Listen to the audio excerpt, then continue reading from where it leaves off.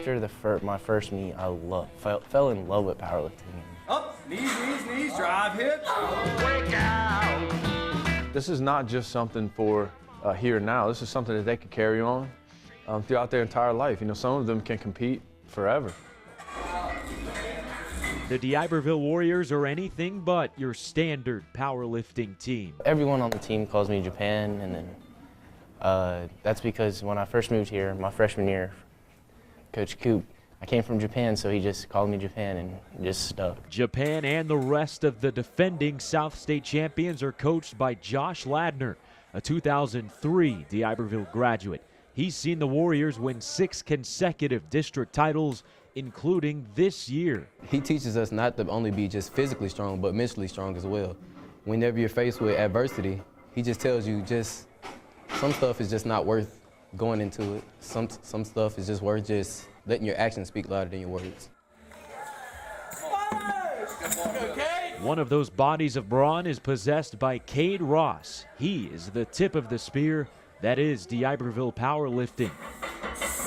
His tenacity and robust frame originates from his father, Christopher, who passed away 10 years ago in February 2005.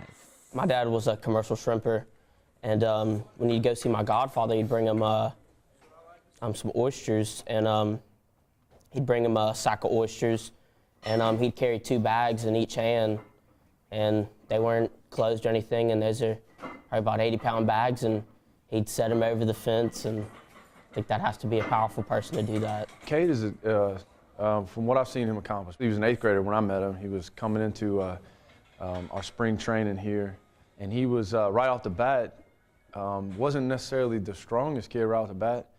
He's one of the strongest, but what I saw in him was his mentality and work ethic, and it seemed like he took it very seriously. And he did. Of the 12 weight classes in powerlifting, he is the strongest pound for pound in the state of Mississippi and ranks 3rd in the entire nation. Watching him start from the beginning and where he is now, it's amazing, because he was a freshman and I was a sophomore, and him getting bumped out of district his freshman year just fueled him and made him get better, and that's where he is now, and one of the best lifters I've ever seen in person.